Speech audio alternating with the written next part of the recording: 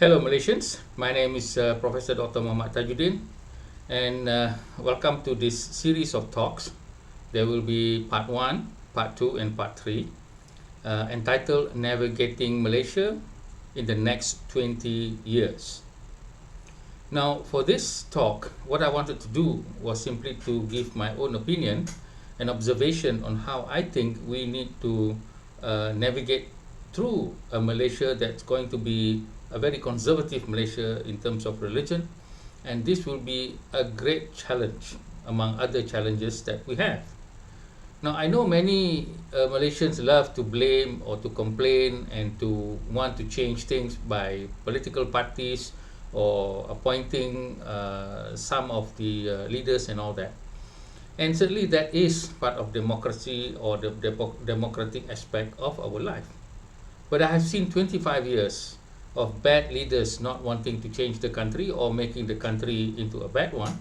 And now presently I believe Datuk Sri Anwar Ibrahim has some good things to do or to actually navigate Malaysia to a better situation. However, he is facing horrendous problems with the baggage of history as well as the social media and a conservatism that is seeping through Malaysia in a very dangerous manner that is amounting to almost extremism.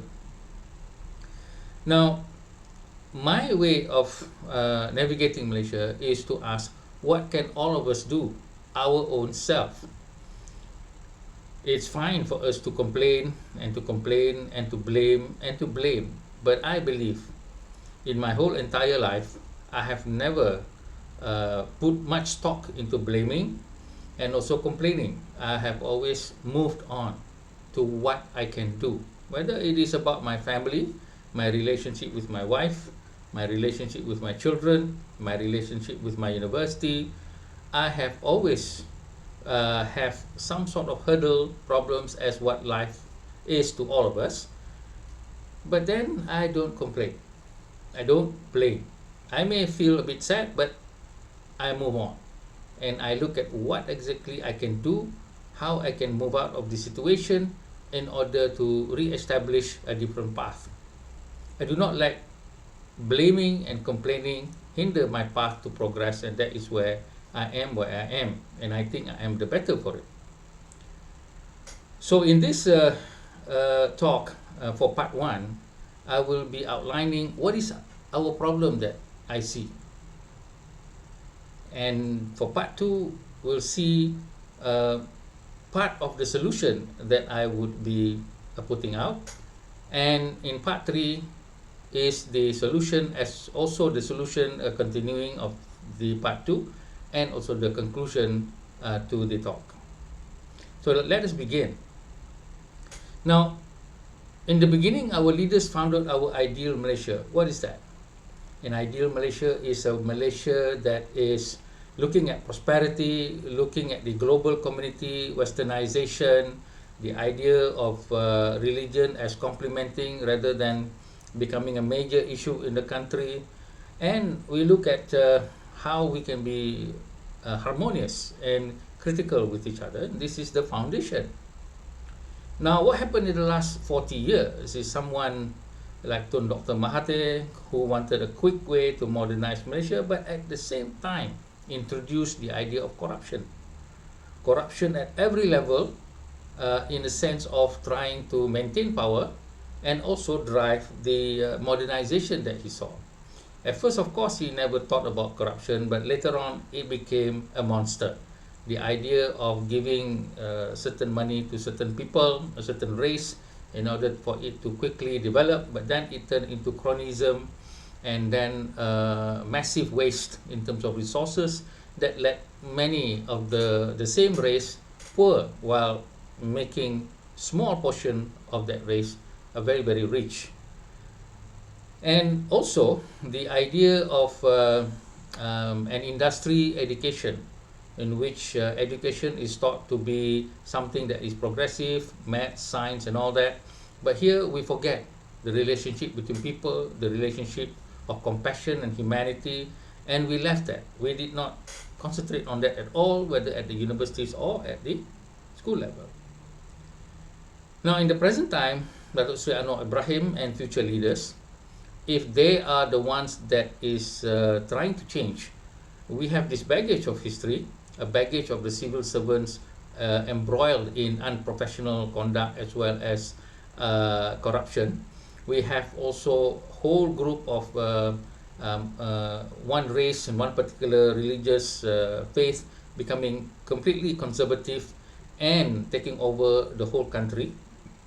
So how do we navigate or help this country move forward?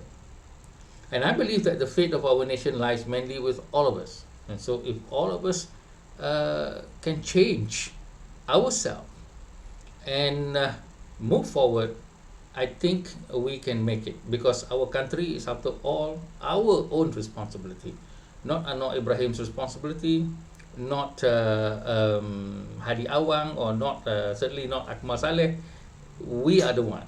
So some people may say, no, it's the role of the leaders, but I don't think so.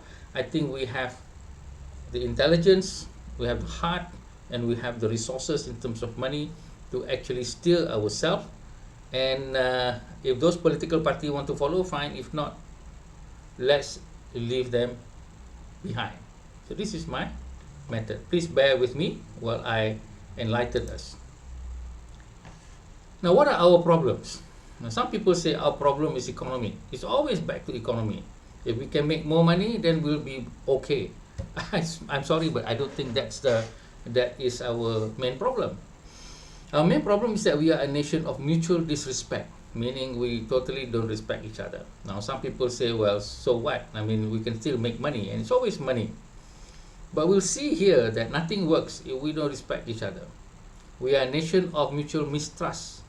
We do not trust each other. Not only that we do not respect each other, but we also don't trust each other. And as I understand it, if you're going to have some business relationship, you're going to have to need both aspect of respect and aspect of trust. If not, nothing is going to happen. And also we see that we are a nation of arrogance and impatience, both at the leadership level, and I am very surprised to see even at the rakyat level, even more so at the rakyat level, with the social media and a media that likes to attack and what we could say blame the government of the day for them to get extra viewers. We are also finally a nation of unchanging perspective, unfortunately, I would say, among our young people. If old people don't change perspective, that's no problem. They'll soon die and then that's it. But if it happens to the young people, then we are in very deep trouble. So here is one simple example of a nation of mutual disrespect. We see Akmal Saleh calling Nga Kormeng stupid minister. So not only he is calling a leader stupid, but he is also calling a person who is not of his race. And this is why we say that this disrespect should stop. I have never supported Akmal Saleh in all of his statement that is insulting, because Akmal Saleh never say anything of benefit at all. He's popular, he's incredibly popular, the most popular politician in Malaysia and in UMNO, that draws many viewers and many subscribers or whatever to his Facebook by virtue of his insult. And that also is a problem when we see that why are so many people attracted to this person. So it's not Akmal Saleh alone, it's something to do with us also. And this is something that we need to look at. So we see also Akmal Saleh in the recent Teresa Kok issue of calling her Nyonya Tua, total disrespect again to another race, that same particular race. And this is an example of a leader who is also an EXCO member, as well as the one who has been granted a datukship. What message are we giving to the young people? We are also a nation of mutual mistrust. We have this incident of the Kafir Harbi. Many people don't understand what is this incident of Kafir Harbi and what has it got to do with them. Ladies and gentlemen, kafir harbi is a term in Islam that declares non-Muslim as enemies. If you are not a Muslim, then you are kafir harbi. Here, he's directed it at the DAP, the non-Muslim members. But there was also the Kunut Nazilah being proclaimed that declared all the parliamentarians who are not supporting Perikatan Nasional as enemies of Perikatan Nasional, or enemies of Islam. Sorry, not enemies of Perikatan Nasional, enemies of Islam. So we have this very dangerous political party called PAS, Parti Islam se-Malaysia, that once upon a time I was a member of, where they were fighting for justice, for fair play, for everything good about Islam. But now they sense power because they already got power at one time in the Sheraton move, and they want more, and in the easier path, which is to join race and religion. Next, we have the Teresa Kok issue, where she had mentioned to me impatiently or in a very rush manner about the halal certification. And that exploded into a discussion that is, to me, unhealthy, because Teresa Kok did not took into account the idea of maybe she should have consulted religious authority in Islam, as well as manage what she says a bit better. It doesn't mean that she cannot say things in Islam, but it would be better for her to actually take into account the Islamic perspective from an authoritative source. Would that be too much to ask? I'm very disappointed with what Teresa has done. She has been an excellent and still is an excellent wakil rakyat, and one of those that I can proudly call someone that I actually know and very much respect. But in this case, as we say, that we are all humans and we might err in our ways, and I think in this sense she could have done better. And we have this situation of a nation of arrogance and impatience, and this is something which perhaps many may disagree with me when I say that it's the rakyat or it's the ordinary people that is causing a lot of problems in this country. And we can see in the situation where some people, like, say, we see here an editor from Malaysia Kini, Nadeswaran, giving a D- to the Prime Minister. Now, for me, in a democracy, it's okay for you to raise an issue in a very polite manner to the leader. If you are going to follow the Western way of talking in a very rude manner, then I don't think it is something that I would support. Here, we must ask the question, if Nadeswaran is giving D- to Anwar Ibrahim, I am interested to know, can Nadeswaran become the Prime Minister and do better? Can Nadeswaran become a Prime Minister and do better? Number one, he cannot become a Prime Minister because he doesn't have a political party. Why are we listening to this man? Even if he became a political party, can he, being a non-Malay, become a Prime Minister? I have no problem of non-Malays becoming Prime Minister. But if he were also the Prime Minister of Anwar Ibrahim, who is leading a coalition of enemies, meaning the other coalition of GPS, GRS, and UMNO are enemies at one time, and now they are forced to work together. Can Nadeswaran do better? I am 101% sure Nadeswaran cannot do any better, and therefore, for him to give D- is something that I will not accept, because he is working on arrogance and impatience. Then we see people like the Bersih, who's saying that, look, Anwar promised this and he didn't do it, and therefore he failed, giving an F, just like that. Same thing can this so-called leader of Bersih, a very young man who used to be ABIM president, can he become the Prime Minister and do anything better? I don't think so. So this is where there is a problem of us Malaysians thinking that we have a right to blame, to complain, and then to expect somebody like the Prime Minister to just change things overnight. And this impatience is causing a lot of problems. And I do not think that this is coming from a very smart and tactical move by us, the rakyat. Finally, we see a nation of unchanging perspective. What do I mean? Well, if we look at the issue of the UITM and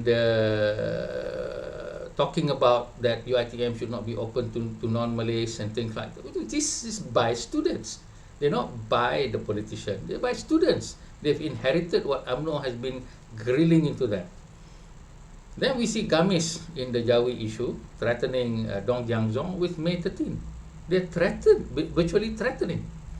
And they are young people. They are mahasiswa Islam. Gabungan Mahasiswa Islam, Gamis.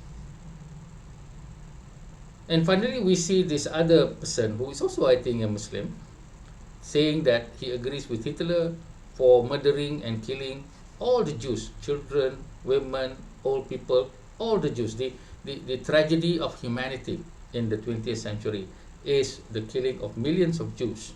Now, of course, we have problems with Israel and the Gaza conflict, but that does not mean that we condone the idea of genocide in this manner.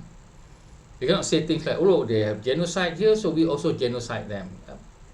I mean, this is not what I was taught in religion, whether it's Buddhism, Hinduism, Islam, about compassion, humanity, the idea of forgiveness, the idea of moving forward. So if we have our young people having all this unchanging perspective, what will happen to us? So I will end here for the first part to let you think about these problems that we are facing. It's not an economic problem that we are facing. We are facing a human problem, a human in terms of relationship between our communities and our spirituality. And so this is something that we need to look at very, very seriously. And for the next part, we'll talk about how I propose to move away from these problems for the next 20 years. Thank you.